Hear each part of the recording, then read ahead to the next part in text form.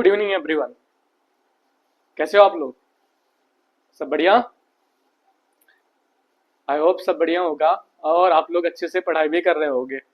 ठीक है, तो आज हम अपने इस टॉपिक का तीसरा लेक्चर कंटिन्यू करने वाले हैं। पहले दो टॉपिक में हमने ये डिस्कस किया कि चार्जेस क्या होते हैं, चार्जेस की प्रॉपर्टीज क्या होती हैं, और उसके बारे में जितना भी डिस्कशन था, जो भी चार्जेस के बारे में जो भी चीजें होती हैं, सारा कुछ हमने डिस्कस कर लिया कि डिस्ट्रीब्यूशन कैसे करते हैं, कैसे हम कि एक सरफेस पे उसको कैसे हम डिस्ट्रीब्यूट करते हैं। फिर हमने देखा कि कैसे हमारे पास चार्जिंग का मेथड क्या क्या होता है, कि हम चार्ज को कैसे ट्रांसफर करते हैं। बेसिकली तीन मेथड्स भी देखे। इन सारी चीजों को कंप्लीट करने के बाद आज हम फाइनल पहुंच चुके हैं अपने कूलम्स लॉ पर। आज हम डिस्कस करने वाले कूलम्स लॉ के बारे में, जो भी चीजें होंगी पूरा कंप्लीट डिस्कशन रहेगा इस पे कूलम लॉ का। ठीक है, चलो बिना देरी के स्टार्ट करते हैं इस वाले लेक्चर को। ठीक है, सबसे पहले हम बात करने वाले हैं कूलम्स लॉ की। कूलम्स लॉ हिंदी में कूलॉम लॉ बोलते हैं, कूलाम का नियम। कूलाम का नियम। कूलाम एक साइंटिस्ट था जिसने ये कुछ प्रॉपर्टीज बताई थी, किसके बारे में? चार्जेस के बारे में। उसने क्या बताया? अपने एक्सपेरिमेंट के थ्रू उसने बताया कि जो दो चार्जेस होते हैं, अगर वो एक कुछ दूरी पर रखे हुए होते हैं, हमारे पास दो आवेश हैं, अगर वो एक दूसरे से कुछ दूरी पर रखे हुए हैं, तो वो क्या करते हैं, एक दूसरे के ऊपर एक फोर्स लगाते हैं। क्या लगाते हैं? एक फोर्स लगाते हैं। फोर्स लगाने का मतलब क्या है कि एक चार्ज दूसरे चार्ज के ऊपर एक बल लगाता है। ठीक है, उस बल को हम क्या बोलते हैं? स्थिर विद्युत बल बोलते हैं। क्या बोलते हैं? स्थिर विद्युत बल बोलते हैं। अब उसने क्या बात बोली और कैसे ये सारी चीजें आई, चलो देखते हैं। उसने कहा कि एक सपोज करो कि एक मेरे पास चार्ज है, एक क्यू चार्ज है। मैं यहाँ पे एक वर्ड बोल रहा हूं जिसे हम बोल रहे हैं बिंदु आवेश या पॉइंट चार्ज। यहाँ पे एक चार्ज है Q1, यहाँ पे एक पॉइंट और है जिसे हम क्या बोल रहे हैं? Q2। ये भी एक पॉइंट चार्ज है। दोनों के बीच का जो सेपरेशन है वो r डिस्टेंस पे रखे हुए हैं। ठीक है, इनके बीच का जो सेपरेशन वो कितना है? r का है।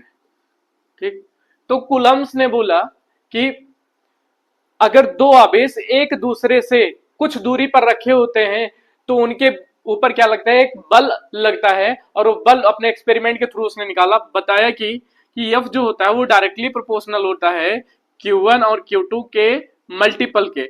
मतलब कि उसने बताया कि पहली बात कि जो ये बल लगता है वो जो चार्जेस होते हैं Q1 और Q2 उनके गुणनफल के समान अनुपात में होता है। यानी कि F is directly proportional to multiple of Q1 and Q2। This is the first equation. उसने एक पहला इक्वेशन दिया। उसने बोला कि if two point charge separate at a distance r separated by distance r, then a force is applied which is F. Then the first point is say the F is directly proportional to Q1 into Q2। उसने कहा कि अगर दो बिंदु आवेश एक दूसरे से कुछ दूरी पर रखे हुए हैं, ठीक है, तो उसके ऊपर एक बल लगेगा। वो बल F होगा और वो F की वैल्यू जो होगी वो Q1 और Q2 के मल्टीपल का क्या होगा? प्रोपोर्शनल होगा। उसने ये पहली बात की कही। दूसरी बात उसने बोली कि ये जो F है ना, इस inversely proportional to the square of distance. उसने ये दूसरी बात क्या बोली कि जो ये फोर्स लगेगा ना वो इनवर्सली प्रोपोर्शनल रहेगा डिस्टेंस के स्क्वायर के। मतलब जैसे जैसे हम डिस्टेंस को बढ़ाते चले जाएंगे, ऐसे ऐसे क्या हो जाएगा, इसके बीच में जो फोर्स लग रहा है उसकी वैल्यू डिक्रीज करते चली जाएगी। बात आ रही है समझ में? पहली बात तो उसने कही कि दोनों के मल्टीपल के समानुपात में है। दूसरा उसने बोला कि 1/r का जो स्क्वायर होगा मतलब इसके समानुपात, मतलब 1/r के अगर डायरेक्टली प्रोपोर्शनल है तो बोल सकते हैं, नहीं फिर अगर हमें r बोलना है तो हम बोलेंगे f is inversely proportional to r square. ठीक है, ये बात समझ में आती है? फिर उसने इस लॉ को कंबाइन किया और कंबाइन करने के बाद एक फाइनल इक्वेशन उसने दिया which is f is equal to f समानुपात Q1 Q2 डिवाइडेड बाई का आर स्क्वायर। उसने एक क्या दिया, ये इक्वेशन दिया। और अगर हमको पता है कि पिछले क्लासेस में हमने पढ़ा है कि जो Q होता है वो डायरेक्टली प्रोपोर्शनल, जो इसमें सॉरी जो डायरेक्टली प्रोपोर्शनल होता है ना, उसको हटाने के लिए हमें क्या करना पड़ता है, एक कांस्टेंट लगाना पड़ता है। वो जो कांस्टेंट होता है F इक्वल्स टू, अगर मान लो कि यहाँ पे कांस्टेंट लेता हूं तो Q1 Q2 divided by are square, ये हमारा क्या बन जाता है, ये इक्वेशन जो निकल के आता है ये हमारा होता है कूलम्ब्स लॉ का इक्वेशन। ठीक, कूलम्ब के नियम के अनुसार यदि दो बिंदु आवेश एक दूसरे से कुछ दूरी पर रखे होते हैं तो उनके बीच में क्या लगता है, एक बल लगता है। और वो बल कैसे लगता है कि F, वो एक बल लगता है F is equal to k Q1 Q2 divided by are square के बराबर लगता है। और अगर मैं इसको इस परस्पेक्टिव से बात करूं कि इसने कैसे एक्सपेरिमेंट किया, तो उसने निकाला फर्स्ट पॉइंट कि F is directly proportional to Q1 into Q2, and second point he give F is F directly proportional to 1 upon r square. ठीक है, ये चीजें दी उसने। फिर उसने कंबाइन करके यहाँ पे एक क्या लेकर आया, एक फाइनल इक्वेशन लेके आया। ठीक है, ये चीज उसने दी। तो चलो बाद में इस कांस्टेंट के बारे में डिस्कस करेंगे। ये जो कांस्टेंट है के, इसके बारे में बाद में डिस्कस करते हैं। अभी फर्स्ट हम इसका वेक्टर फॉर्म डिस्कस करेंगे कि ये वेक्टर के रूप में कैसे डिनोट किया जा सकता है। ठीक है, अब ये वेक्टर फॉर्म हमने स्केलर और वेक्टर पढ़ा होगा, मतलब कि सदिश और अदिश। हमको पता है जो ये बल होता है, ये जो फोर्स होता है ना, ये कौन सी राशि होती है, एक सदिश राशि होती है, इसलिए इसके बारे में डिस्कशन जरूरी है। पहली बात समझो कि यहाँ पे ये जो फोर्स लगता है ना, इसका नेचर मैं बताता हूँ कि ये जो फोर्स है ना, Q जो है Q2 यहाँ पे है, इस पे ये फोर्स इधर की ओर अप्लाई करेगा, मतलब कि वो इस पे फोर्स लगाता है, और ये Q1 जो है इस पे भी फोर्स लगाता है। मतलब दोनों Q आपस में क्या करते हैं, एक दूसरे पर बल लगाते हैं। दोनों Q क्या करते हैं, एक दूसरे पे बल लगाते हैं। अब चलो इसी बात को हम डिस्कस करते हैं इसके वेक्टर फॉर्म में। ठीक है, vector form of Coulomb's law. Suppose करो we have a point charge Q1 or we have a point charge Q2 separated by the distance r, but the distance is vector r। क्या है कि एक charge है Q1 और एक charge है Q2 जो r डिस्टेंस से सेपरेटेड है, बट ये जो r है ये डायरेक्शन बता रहा है, किसका, इस चीज का डायरेक्शन बता रहा है। बात समझ में आ रही है? ठीक, अभी सुनो क्या होता है, जब भी हम वेक्टर चीज लिखते हैं ना, हम जो वेक्टर होता है उसे हम क्या कैसे बोलते हैं, डिफाइन कैसे करते हैं कि एक ऐसी क्वांटिटी होती है जिसके पास न्यूमेरिकल वैल्यू के साथ साथ, मतलब आंकिक मान के साथ साथ उसका भी एक दिशा होता है। तो हम किसी भी क्वांटिटी को अगर हम डायरेक्शन देना चाहते हैं तो हम एक वेक्टर यूज करते हैं जिसे हम यूनिट वेक्टर या इकाई सदिश बोलते हैं। क्या बोलते हैं, इकाई सदिश। इस इकाई सदिश का मतलब ये चीज होता है कि वो जो उसका आंकिक वैल्यू है 1 है और उसके पास खाली और खाली क्या है, दिशा है। तो हम इसको किस फॉर्म में डिनोट करेंगे, इसका हम फोर्स का इक्वेशन लिखेंगे, उसके साथ साथ इसका जो यूनिट वेक्टर होगा उसी को हम डिनोट कर देंगे। ठीक है, तो मैं अगर इसको लिखूं तो इसका जो फोर्स होगा F इज इक्वल टू, दोनों एक दूसरे पे अप्लाई करेंगे, F vector is equal to k Q1 Q2 divided by are square into का आर कैप। ये जो आर कैप है इसको हम क्या बोलते हैं, यूनिट वेक्टर बोलते हैं। अगर मैं इसका फुल वेक्टर फॉर्म लिखूं तो F vector is equal to k Q1 Q2 divided by are square into, इसको अगर मैं वेक्टर के रूप में लिखूं तो r vector divided by mod of r, मतलब इसका मैग्नीट्यूड, उसका डायरेक्शन वाला वेक्टर, और इसका क्या लिखते हैं, मैग्नीट्यूड लिखते हैं। अगर मैं इसको सॉल्व करूं तो finally vector k Q1 Q2 divided by r का क्यूब इंटू वेक्टर आर, ये हमारा फाइनल इक्वेशन बन के आता है। ठीक है, इस वेक्टर का। बात समझ में आ रही है?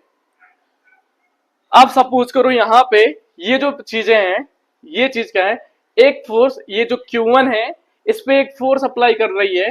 वो फोर्स क्या है, देखो किस पे फोर्स अप्लाई हो रहा है, force on two due to 1। ऐसे कैसे बोलेंगे, इस वाले पे एक फोर्स अप्लाई हो रहा है, वो फोर्स कितना है, force on two force on two मतलब कि दूसरे पे बल किसके नाते, पहले के नाते, force on two due to one. इस पे एक फोर्स ये Q2 अप्लाई करेगा, वो कैसे अप्लाई करेगा, force on one due to two. ठीक है, तो बेसिकली हम इसका रिलेशन देखेंगे कैसा है रिलेशन। तो सब क्या होता है रिलेशन, कैसे हम देखेंगे, तो मैं इसको निकालूं अगर F12 वेक्टर, ठीक है, मैं इसी चीज को कैलकुलेट कर रहा हूं, ठीक है, उस पर कितना फोर्स लगेगा, इज इक्वल टू, तो दो फोर्सेस हैं यहाँ पे देखो, Q1 और Q2 है, ठीक है, चलो, तो K Q1 Q2 divided by are square, ये तो यही लग रहा है। अभी देखो अगर मैं डायरेक्शन आर का उधर दिया हूं, अगर डायरेक्शन आर का उधर दिया हूं, तो इधर के लिए क्या हो जाएगा, अपोजिट डायरेक्शन के लिए साइन कैसा हो जाएगा, माइनस। सदिश राशि में क्या होता है, जो चिन्ह होती है अपोजिट डायरेक्शन के लिए क्या होती है, बदल जाती है। तो यहां पे जो डायरेक्शन आएगा माइनस आर वेक्टर, ये चीज आ जाएगी। तो F vector F on one due to two is equal to k Q1 Q2 divided by r cube, यहाँ इक्वेशन से देखो, और ये किसका, माइनस का, और यहाँ पे क्या आ जाएगा, वेक्टर आर, यहाँ पे कैप लगाएंगे, ठीक है, ये देखो ये निकल के आएगा। अगर मैं इसको देखूं F ऑन टू, इसको भी निकाल लो यहाँ पे, F यहाँ पे छोड़ो, इधर निकालो।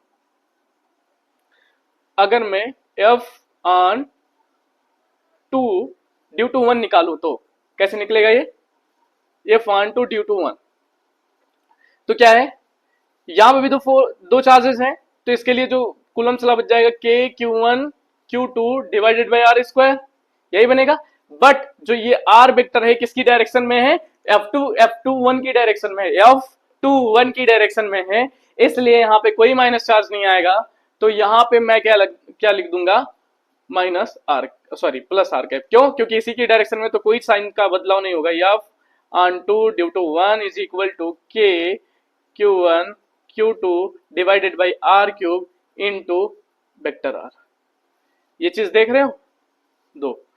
अब दोनों में रिलेशन देखो क्या है, अब दोनों में रिलेशन देखो, अगर रिलेशन देख पा रहे हो तो मैं ऐसे लिख सकता हूं, देखो इसका जो ये चीज है ना, ये दोनों सेम है, बस इसके आगे माइनस है, तो रिलेशन क्या हो जाएगा दोनों पे, F on one due to two is equal to minus of vector vector on two due to one, ये चीज, ये देखो मतलब क्या है कि वो दोनों चार्जेस है ना, एक दूसरे के ऊपर इक्वल अमाउंट में क्या करती हैं, फोर्सेस अप्लाई करती हैं। ये चीज अभी आगे के कॉन्सेप्ट में हम पढ़ेंगे ना, जब हम मीडियम डिस्कस करेंगे, तो एक चीज यहाँ पे आएगा, वो चीज बाद में जो उसमें स्टेटमेंट लिखा होता है, वो स्टेटमेंट हमको समझ नहीं आती है, तो उसको समझने के लिए ना हमें इस बात को ध्यान में रखना होगा। क्यों इस चीज को मैंने बताया कि जो ये दोनों चार्जेस है ना, इस इक्वेशन से देखो क्लियर कट हमको पता लग रहा है कि सॉरी कि एक दूसरे के ऊपर ये क्या कर रहे हैं, अपोजिट चार्जेस अप्लाई कर रहे हैं, और दोनों चार्जेस कैसे हैं, क्या एकदम सॉरी अपोजिट फोर्सेस अप्लाई कर रहे हैं एक दूसरे के ऊपर, क्या कर रहे हैं, अपोजिट फोर्स अप्लाई कर रहे हैं, और दोनों का अमाउंट क्या है, सेम है, बिल्कुल सेम है, दोनों एक दूसरे के ऊपर सेम अमाउंट में ही फोर्स अप्लाई करते हैं, बट डायरेक्शन जो होता है उनका क्या होता है, अपोजिट होता है। ठीक, तो इसको कॉपी करो।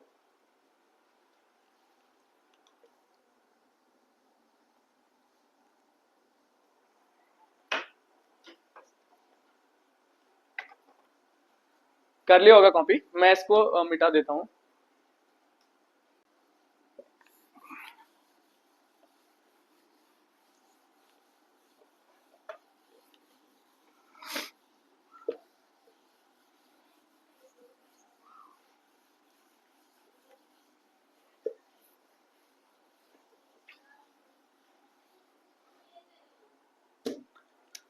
अब डिस्कस हम करते हैं, क्योंकि जो ये जो फोर्स है, ये जो कूलम्ब्स लॉ से जो फोर्स आता है, वो एक कैसा है, एक वेक्टर क्वांटिटी है, एक सदिश राशि है, इसलिए सदिश राशि को जोड़ने के लिए हम डायरेक्टली स्केलर मतलब एडिशन नहीं लगा सकते, मतलब इस किसी भी अंक को जोड़ने के लिए जैसे हम चीजें अप्लाई करते हैं वैसी चीजें नहीं लगा सकते। तो यहाँ पे एक रूल आता है जिसे हम बोलते हैं principle of superposition, principle of super position. Hindi में लिखते हैं इसको अध्यारोपण का सिद्धांत। अध्यारोपण का सिद्धांत। ये क्या चीज होती है? ये बोलता है कि अगर जो एक से अधिक आवेश जो होते हैं एक सिस्टम फॉर्म करते हैं, क्या बोलते हैं? अगर एक से अधिक आवेश, सपोज करो यहाँ पे एक चार्ज प्लेस है जिसे हम क्यू नॉट बोलते हैं, और यहां से ये क्या बना रहे हैं? एक सिस्टम। यहाँ पे Q1 है, यहां से Q2 है, यहाँ पे Q3 है, यहाँ पे Q4 है, और यहाँ पे सपोज करो कि यहाँ पे Q4 है, 5 है। तो अगर मैं distance R1, R2, R3, R4, R5 मानू, तो देखो हर एक इंडिविजुअल के बीच में क्या लगेगा? फोर्स लगेगा कि नहीं लगेगा? यहाँ पे देखो, अगर मैं इस वाले चीज को लूं तो इसके बीच में एक फोर्स लगेगा। सपोज करो इस फोर्स को मान लेता हूं फोर्स वेक्टर 1। क्या यहाँ पे फोर्स 1 है, यहाँ पे जो एक फोर्स लगेगा 2 के नाते मैं मान लेता हूं इसमें F2 लगेगा, वेक्टर F2। यहाँ पे कौन सा फोर्स लगेगा? Vector F3। यहाँ पे कौन फोर्स लगेगा? Vector F4। और यहाँ पे एक फोर्स लगेगा जिसे हम वेक्टर F5 बोल सकते हैं। ठीक है, तो प्रिंसिपल ऑफ सुपरपोजिशन कहता है कि जो भी यहां पे है कौन से फोर्सेस, उनका हम क्या करते हैं? वेक्टर सम करते हैं। टोटल फोर्सेस का अगर हमें निकालना होगा टोटल फोर्सेस कितना आएगा केस वाले चार्ज के ऊपर, तो हम क्या करते हैं? टोटल सम करते हैं। और कौन सा सम करते हैं? वेक्टर सम करते हैं, मतलब सदिश योग करते हैं उस चीज का। तो ऐसे समझो कि अगर मैं एफ नेट निकालूं तो F net vector which is equal to F1 vector plus F2 vector plus F3 vector plus F4 vector और प्लस F5 वेक्टर और डॉट डॉट डॉट जितना भी आ जाएगा सारी चीजें हम इसको इस तरह से ऐड करते हैं। तो ये बोलता है law of principle of superposition. जो भी ये प्रिंसिपल ऑफ सुपरपोजिशन का रूल है यही चीज है कि अगर कि एक आवेश के साथ मल्टीपल चार्जेस आकर के एक से अधिक क्या बना रहे हैं? सिस्टम फॉर्म कर रहे हैं, तो उनके बीच में जो टोटल सम निकालने का फॉर्मूला होता है, हर एक इंडिविजुअल के बीच में हमको क्या कैलकुलेट करना पड़ेगा? फोर्स कैलकुलेट करना पड़ेगा। और उस फोर्स को कैलकुलेट करके हम क्या करेंगे? उसका वेक्टर सम निकालेंगे, तो जाकर के हमारा फाइनल टच आएगा। ठीक है, बात आ रही समझ में? नोट करो इसको, फिर डिस्कस करते हैं कांस्टेंट के बारे में कि अगर कूलॉम्स लॉ मीडियम में लगे तो।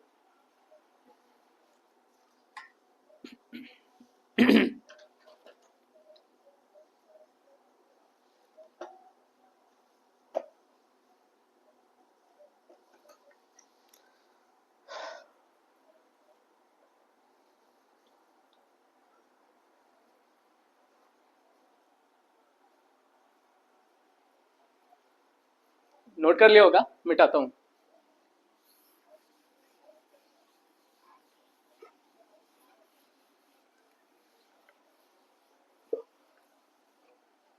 अभी सपोज करो कि ये जो कूलॉम्स लॉ है ना, देखो यहाँ पे हमने क्या लिखा था? Q1 लिखा था, यहाँ पे एक चार्ज लिया था Q2 जिसे हम बोल रहे थे। ठीक है, और एक दूसरे से ये R डिस्टेंस पर क्या थे? सेपरेटेड थे। Q1 और Q2 R डिस्टेंस पर सेपरेटेड थे, तो यहाँ पे एक फोर्स अप्लाई हो रहा था according to Coulomb's law, F is equal to K Q1 Q2 divided by R square. ये किसने दिया? कूलम ने दिया। ठीक, अभी बात ये रही कि इस कांस्टेंट की वैल्यू क्या होगी। देखो ये जो कूलम्स लॉ का कांस्टेंट होता है ये डिपेंड करता है माध्यम के ऊपर, मीडियम के ऊपर, माध्यम के ऊपर निर्भर करता है। ठीक, इसे क्या बोलते हैं? ये माध्यम के ऊपर निर्भर करता है। ठीक, ये चीज समझ रहे हो? अब क्या होता है इसकी वैल्यू? जो के होता है ना, के ये होता है 1/4 पाई एप्सिलॉन। ये क्या होता है? एप्सिलॉन। जो एप्सिलॉन होता है ये चीज क्या होती है? ये निर्भर करती है किसके ऊपर, मीडियम के ऊपर निर्भर करती है। देखो 1/4 पाई ये तो कांस्टेंट वैल्यू है, जो ये एप्सिलॉन है ये माध्यम के ऊपर निर्भर करता है, और इस एप्सिलॉन की जो वैल्यू आती है इसे बोलते हैं absolute permittivity. Absolute permittivity is equal to e naught, ठीक, ये फ्री स्पेस परमिटिविटी, और ई आर रिलेटिव परमिटिविटी इसके इक्वल आता है, ठीक। हिंदी में बोले तो विद्युतशीलता, ये जो ये वायु में विद्युतशीलता है, और ये क्या है उसका डाइलेक्ट्रिक कांस्टेंट है, मतलब क्या बोलते हैं पराविद्युतांक, किसी चीज का पराविद्युतांक होता है उसकी वैल्यू क्या होती है, फिक्स होती है, किसी ना किसी चीज की वैल्यू फिक्स होती है। तो ये जो वैल्यूज होते हैं ना, अगर मैं इसकी बात बोलूं ई आर की वैल्यू, मतलब रिलेटिव परमिटिविटी किसके लिए, एयर के लिए बोलो तो उसका वैल्यू कितना होता है, 1 होता है। इसलिए मैं अगर इसको लिखूं तो k इज इक्वल टू क्या आ जाएगा, 1/4 pi epsilon not into epsilon r. अगर ऐसे लिखूं तो ये सबकी वैल्यू क्या होती है, अलग अलग होती है। जो एप्सिलॉन आर की वैल्यू होती है ना, ये सबकी अलग अलग होती है। जब हमको कभी न्यूमेरिकल या क्वेश्चन दिए होते तो उसमें इसकी वैल्यू मेंशन्ड होती है, ठीक है। तो इसके लिए कोई वरी लेने की जरूरत नहीं है, ठीक है। तो k is equal to 1/4 pi epsilon बन जाता है, एप्सिलॉन नॉट। अभी देखो जो ये एप्सिलॉन नॉट होता है, ये होता है प्रकाश में विद्युतशीलता। ये प्रकाश में विद्युतशीलता होती है, और इसकी वैल्यू जो होती है वो फिक्स होती है, वो होती है 8.85 इंटू 10⁻12 न्यूटन मीटर स्क्वायर पर कूलम स्क्वायर, ठीक है। इसकी वैल्यू क्या होती है, ये होती है न्यूटन मीटर स्क्वायर पर कूलम स्क्वायर, इसकी वैल्यू होती है क्या, इसकी वैल्यूज, ठीक है। बात समझ में आ रही है। तो ये चीज देखो, ये जो एप्सिलॉन है ये दो किसके इक्वल है, epsilon is equal to epsilon naught into epsilon r. मतलब अगर मैं एप्सिलॉन आर को ऐसे भी बोल सकता हूँ कि epsilon r is equal to k, इसको हम एक कांस्टेंट और लेते हैं। आगे हम ज्यादातर टाइम एप्सिलॉन आर ना लिख करके हम के लिखते हैं, और इस के को बोलते हैं डाइलेक्ट्रिक कांस्टेंट। वहां पे जो कैपिटल के है वो हमारा के की जो वैल्यू है, इसको मान के रखना कि अपने द्वारा बनाया गया कांस्टेंट था। ये एक डाइलेक्ट्रिक का कांस्टेंट हम फ्रीक्वेंटली हमको बुकों में देखने के लिए मिलता है, इसलिए हम इसको क्या बोलते हैं, डाइलेक्ट्रिक कांस्टेंट या पराविद्युतांक, डाइलेक्ट्रिक कांस्टेंट, ठीक है। ये डाइलेक्ट्रिक कांस्टेंट है जो हमको बुकों में ज्यादातर देखने को मिल जाता है, ठीक है। अगर मैं कंपेयर करूं, सपोज करो हमारे पास क्या है, एक फोर्स है, फोर्स है, ऐसे सपोज करो, फोर्स नहीं, अगर हमारे पास क्या है, मीडियम क्या है, कौन सा है, वायु है, मीडियम क्या है, एयर रहे, एयर मीडियम है, और उस एयर मीडियम में क्या कर रहे हो, दो चार्जेस प्लेस हो, Q1 और Q2, Q1 और Q2, मतलब एक मीडियम बना देते हैं यहाँ पे, Q1 और Q2 दो चार्जेस प्लेस है यहाँ पे, और इसके बीच की सेपरेशन जो है R है, तो इसके बीच में जो फोर्स लगेगा यह इज इक्वल टू K, ठीक। ऐसे लिखो 1/4 पाई एप्सिलॉन नॉट, के की वैल्यू क्या हो जाएगी, 1 हो जाएगी, into Q1 Q2 divided by किसके बराबर हो जाएगा, आर स्क्वायर के बराबर। ये तो हमारा आएगा किसमें, एयर में, एफ एयर में आ गया, ठीक। ये चीज हमारी आ गई। अगर मैं कहूं इस चीज को, अगर इसी मीडियम को बदल देते हैं, यहाँ पे मीडियम में ले लेता हूं कोई चीज, सब सपोज करो वाटर है हमारे पास, हमारे पास क्या है, वाटर है, और उस वाटर में क्या है, ये दो चीजें प्लेस कर रखी हैं, Q1 है, और यहाँ पे एक चार्ज है Q2, जो एक दूसरे से r दूरी पर रखे हैं, ठीक। तो जो फोर्स लगेगा आपकी बार वो क्या लगेगा, क्योंकि हमको वाटर का डाइलेक्ट्रिक कांस्टेंट नहीं पता है, पता होता है लेकिन एक्चुअली में वो देगा नहीं, मैं ऐसे इन जनरल कोई भी यहाँ पे वाटर हो सकता है, और मिट्टी का तेल हो सकता है, या ऑयल हो सकता है, कुछ भी हो सकता है यहाँ पे, तो मैं इन जनरल ऐसे ही बात कर लेता हूँ। तो यह water is equal to 1/4 pi epsilon naught. अब देखो देखो यहाँ पे, इधर ऊपर थोड़ा लिख रहा हूं, F water is equal to 1/4 pi epsilon naught. देखो एप्सिलॉन आर की वैल्यू हमें इसमें इस केस में नहीं पता है, क्योंकि एक माध्यम है, और माध्यम का हमको एप्सिलॉन आर की वैल्यू या एप्सिलॉन आर को के बोल रहा हूं, के की वैल्यू नहीं पता, इसलिए हम इसको क्या लिखते हैं, k into Q1 Q2 divided by are square, sorry r square. इसको मान लो, इसको मैं देता हूं इक्वेशन नंबर 1, और इक्वेशन नंबर इसको देता हूं 2, ठीक। अगर मैं बोलूं, अच्छा एक बार इसको नोट कर लो,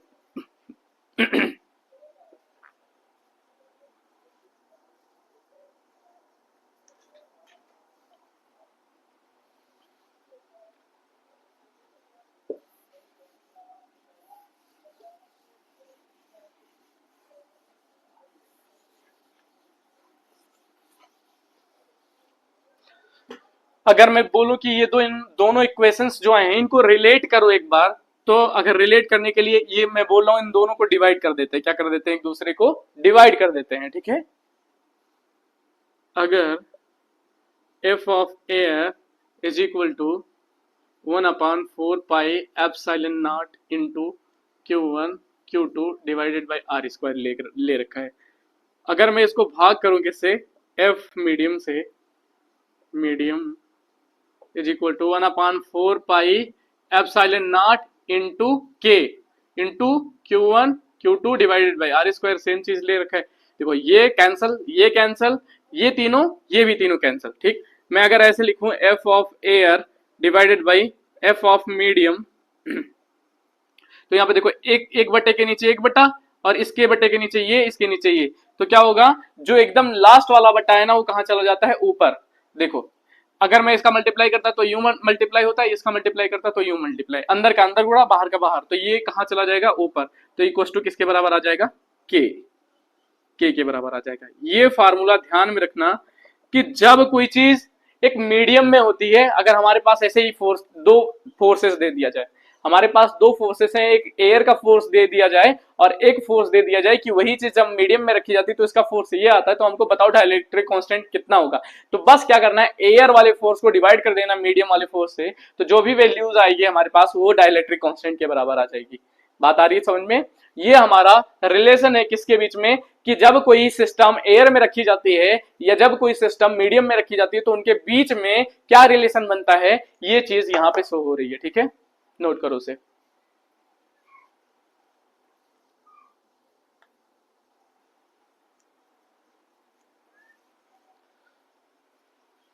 ठीक, कर लिया होगा नोट, मिटा रहा हूं मैं इसको।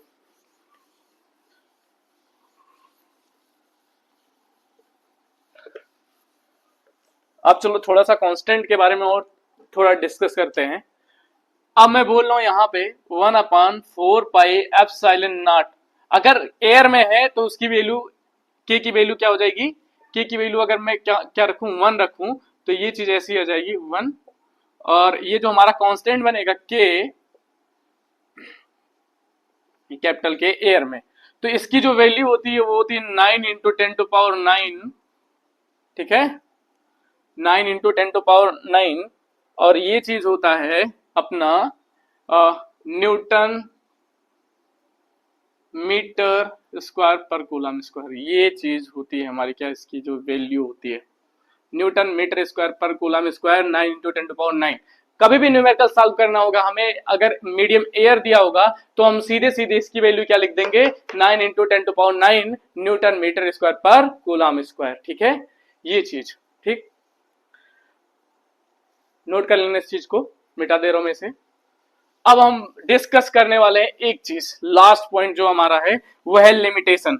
कूलॉम्स लॉ का लिमिटेशन क्या है,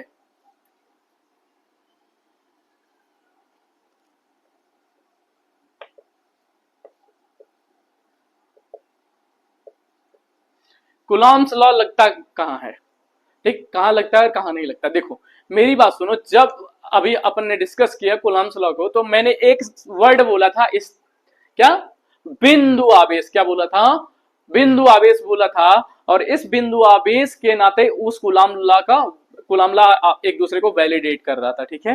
मैं बोला था इस पॉइंट को ध्यान से सुनना कि ये स्टैटिक चार्जेस के लिए और पॉइंट चार्जेस के लिए वैलिड है। दो पॉइंट, स्टैटिक चार्ज होने चाहिए, मतलब रुके हुए चार्ज होने चाहिए, और दूसरा पॉइंट क्या हो, बिंदु आवेश होने चाहिए। अब देखो अगर ये बिंदु आवेश ना होकर के कोई बड़े चार्ज होते हैं हमारे पास, कोई बड़े बड़े चार्ज होते तो क्या होता है, सपोज करो फर्स्ट पॉइंट कि ये जो चार्ज है पॉइंट चार्ज ना होकर के कोई बिग साइड के चार्जेस हैं, एक चार्ज Q1 है, एक चार्ज Q2 है, दो दो केस लेकर के चलेंगे। केस 1 में हम क्या कर रहे हैं, दोनों को पॉजिटिवली चार्ज कर रहे हैं, क्या कर रहे हैं, दोनों को पॉजिटिवली चार्ज कर रहे हैं, ठीक, मतलब लाइक चार्जेस कर रहे हैं।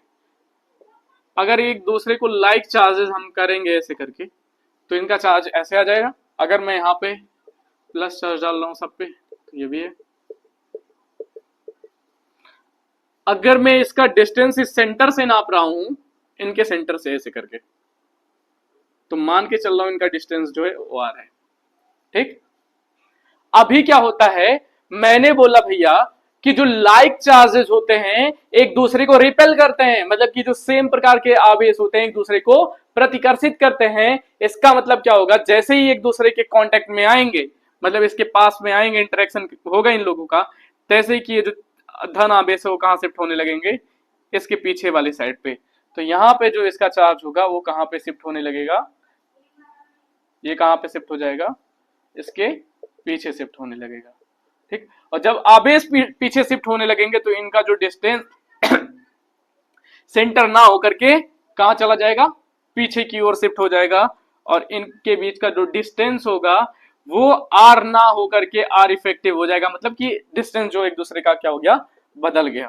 पहले जो डिस्टेंस सेंटर पे था वो डिस्टेंस रिपल्सन के कारण जो चार्जेस पीछे शिफ्ट हो गए, उनके कारण क्या हुआ कि ये जो इनका पॉइंट हो गया जहां से ये दूरी नाप रहे हैं ना, वो भी दूरी शिफ्ट हो गई। अगर मैं मानू ये चार्ज Q1 है और ये चार्ज Q2 है, तो हमारे एक्चुअल कूलम्ब्स लॉ के साथ फोर्स क्या लगना चाहिए था, कि Q1 Q2 divided by are square, यही फोर्स लगना चाहिए था। लेकिन जब ये वाला केस आ गया तो हमारे पास फोर्स क्या बन जाएगा, एफ एफ डैश, ये एफ डैश हो गया, के Q1 Q2, अब जो दूरी आएगी एक्चुअल वो क्या हो जाएगी, आर इफेक्टिव का स्क्वायर।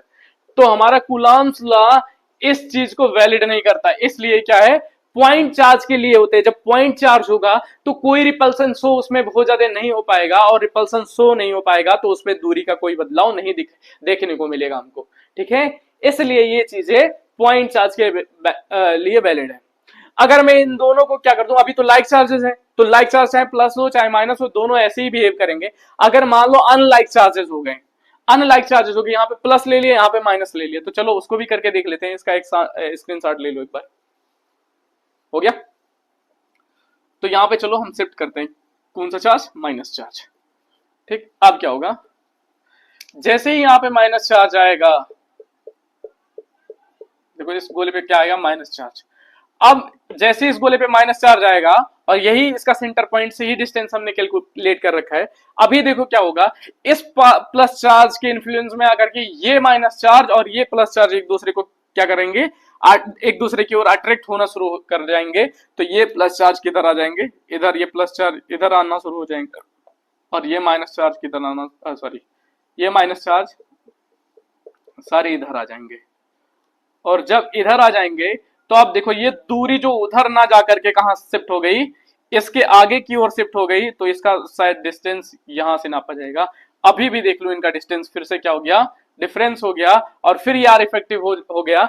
मैं अकॉर्डिंग टू हमारे नियम से ये फोर्स आना चाहिए था, लेकिन ये फोर्स नहीं आएगा, और ये फोर्स का दूरी बदलने के कारण नेट फोर्स क्या आ जाएगा, ये फोर्स आएगा जो कि कूलम्ब लॉ को वैलिडेट नहीं करता है।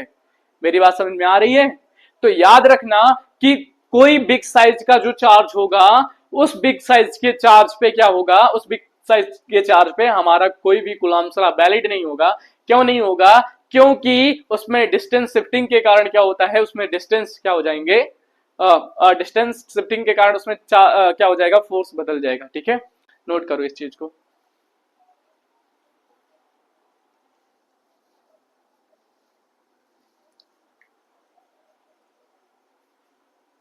ठीक, चलो मैं इसको मिटाता हूं और दूसरा केस डिस्कस करता हूं, और किस केस में ये वैलिड नहीं होते हैं।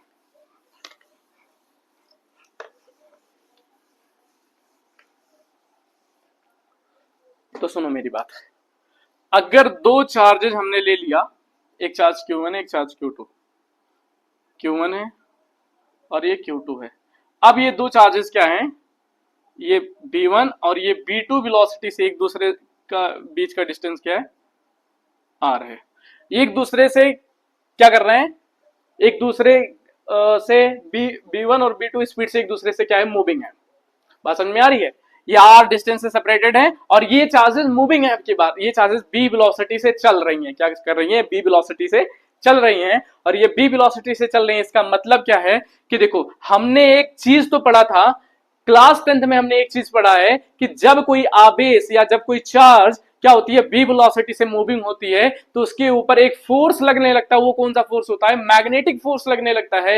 याद करो इस बात को कि विद्युत धारा का जो चुंबकीय प्रभाव वाला चैप्टर था, वहां पे एक अगर कोई चार्ज, एक चार्ज क्या होता है, देखो हमने पढ़ा था, ये जो चार्ज होगी, ये चार्ज मैग्नेटिक फील्ड अपनी प्रोड्यूस करेगी। इस मैग्नेटिक फील्ड में ये वाला चार्ज आएगा, तो इस वाले मैग्नेटिक फील्ड के कारण इस वाले में क्या हो जाएगा, एक फोर्स लगने लगेगा, जिसको हम क्या बोलते हैं, उस फोर्स को हम कैसे निकालते हैं, अगर एक force is equal to q b into b, ये चीज पढ़ा था ना, क्यू बी बी, ठीक, साइन थीटा करके पढ़ा था। बी मतलब इलेक्ट्रिक, मान लो मैग्नेटिक फील्ड, अगर ये चार्ज चल रहा तो इसकी वजह से एक मैग्नेटिक फील्ड इसके ऊपर अप्लाई होगा, तो ये मैग्नेटिक फील्ड आ गई, ये भी वेलोसिटी से मूविंग है, ये वेलोसिटी मिल गई इसको, और ये जो चार्ज है वो क्यू हो गया। तो ये टोटल एक फोर्स मिल गया इसको, कौन सा फोर्स, जिसे मैग्नेटिक फोर्स बोलते हैं, एफ मैग्नेटिक, क्या बोलते हैं, एफ मैग्नेटिक, साइन थीटा करके पढ़ा था, ठीक। तो एफ मैग्नेटिक फोर्स एक्स्ट्रा इस पे लगने लगेगा। तो मैं इस पे टोटल चार्ज अगर कैलकुलेट करने की बात करूं, तो जो नेट चार्ज हमारा आएगा वो क्या आएगा, अब देखो यहाँ पे Q1 Q2 है और डिस्टेंस बाई सेपरेटेड R है, तो यहाँ पे कुलॉम्स लॉ के साथ एक फोर्स लगेगा, F COULOMB, कुलॉम भी लगेगा, और F मैग्नेटिक भी तो लगेगा। यहाँ पे नेट चार्ज क्या आएगा, F कुलॉम भी आएगा, ठीक, और F मैग्नेटिक भी आएगा। क्यों आएगा, क्योंकि हमने तो एक्चुअल केस में यही तो पढ़ा है कि कोई चार्ज, अगर दो चार्ज मूविंग है तो एक चार्ज के कारण मैग्नेटिक फील्ड प्रोड्यूस होगी, तो दूसरा चार्ज उसके इन्फ्लुएंस में आएगा, और उसी इन्फ्लुएंस के कारण एक दूसरे पे क्या लगेगा, एक मैग्नेटिक फोर्स लगेगा। उसकी वैल्यू QVB साइन थीटा से हमने कैलकुलेट भी किया है क्लास 10th वाले चैप्टर में। बात आ रही समझ में। अभी देखो F net is equal to F Coulomb से एफ मैग्नेटिक, ये तो हमारे एक्चुअल आई वैल्यू, एक्चुअल वैल्यू आई, लेकिन हम इस चीज को देख करके क्या निकालते हैं, एक्चुअल हमारे कूलम्ब्स लॉ से, तो F is equal to Q1 Q2 divided by R square, यही तो निकालता।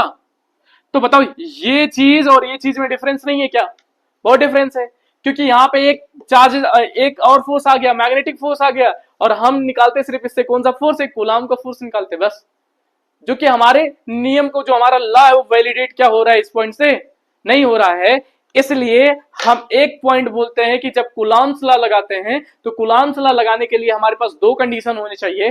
पहला कंडीशन वो स्टैटिक चार्ज होना चाहिए, मतलब रुका हुआ आवेश होना चाहिए। दूसरा वो बिंदु आवेश होना चाहिए। कैसा होना चाहिए, बिंदु आवेश होना चाहिए, रुका हुआ होना चाहिए और बिंदु आवेश होना चाहिए, और तब जाकर के ये चीजें कूलम्ब्स लॉ की फॉलो होंगी। ठीक है, ये रही कूलम्ब्स लॉ की हमारी वो लिमिटेशंस। ठीक है, आज की क्लास में हमने कूलम्ब्स लॉ डिस्कस किया है, सुपरपोजिशन डिस्कस किया है। अगर कूलम्ब्स लॉ में जो चार्जेस हैं अगर हमने मीडियम में रख दें, तो मीडियम में कैसे वो बिहेव करता है, उसके कांस्टेंट की वैल्यू क्या आती है, रिलेटिव परमिटिविटी क्या होती है, डाइलेक्ट्रिक कांस्टेंट किसे कहते हैं, ये भी डिस्कस किया। फाइनली जाकर के कूलम्ब्स लॉ के लिमिटेशंस भी डिस्कस कर लिए, जो हम हमारे लिए मोस्ट इंपॉर्टेंट है। अगर हम जे या नीट की प्रिपरेशन कर रहे हैं तो इस चीज से क्वेश्चंस हमारे फ्रीक्वेंटली बहुत ज्यादा बनते रहते हैं। ठीक है, तो हमें इस चीज को समझना जरूरी है, क्योंकि हमें एप्लीकेशन पार्ट बहुत ज्यादा करने होते हैं, तो इस चीज के लिए हमें तैयार रहना है। तो ये वाली चीज समझो बस अच्छे से, और धीरे धीरे हमारे सारे कॉन्सेप्ट क्लियर हो जाएंगे। अगले वाली क्लास में भी हम एक आध क्वेश्चन डिस्कस करेंगे, नहीं तो फिर इलेक्ट्रिक फील्ड की ओर शिफ्ट कर जाएंगे। इलेक्ट्रिक फील्ड के डिस्कशन करने वाले हैं। मेरा प्लान ये कि लास्ट में जाकर के हम कुछ क्वेश्चंस प्रैक्टिस करें, जैसे कि हम जो इसमें प्रैक्टिस करने वाले जो क्वेश्चंस होंगे हमारे जेई के, एक लेक्चर जेई का आएगा प्रैक्टिस पे, एक लेक्चर नीट पे आएगा, और एक लेक्चर यूपी बोर्ड पे आएगा। ये तीनों हम कंबाइन लेकर के आएंगे। यूपी बोर्ड के लिए जिसको देखना होगा यूपी बोर्ड के लिए देख लेगा, नीट और जेई के लिए जो भी प्रीवियस ईयर के क्वेश्चन होंगे, हमारा जो बेसिस होगा वो हम प्रीवियस ईयर के क्वेश्चन ही हैंडल करने वाले हैं। बाकी किसी एक कोई भी हम बुक को फॉलो नहीं करेंगे, हम प्रीवियस ईयर के क्वेश्चन को बना करके ही चलेंगे, क्योंकि जो हमारे प्रीवियस ईयर के क्वेश्चन होते हैं ना, वो हमारे दिमाग को एक अंडरस्टैंडिंग देते हैं कि जो पैटर्न कैसा आ रहा है, किस तरह के क्वेश्चन पूछे जा रहे हैं, हमको एक आइडिया मिलता है। और हमारे लिए बहुत ही, मतलब कि मैंने इस चीज को खुद भी यूज किया है कि बहुत फ्रीक्वेंटली मैंने, और मेरे भाई ने करंटली वो भी NIT राउरकेला में है, उसने भी इस चीज को किया है कि बहुत ज्यादा PYQs को उसने किया हुआ है, और PYQ से उसकी अंडर, इसीलिए मैं PYQs को ही बेसिस बनाऊंगा इस चीज के लिए। ठीक है, तो चलो इस लेक्चर को यहीं वाइंड अप करते हैं और मिलते हैं नेक्स्ट लेक्चर में। तब तक के लिए बाय बाय, धन्यवाद।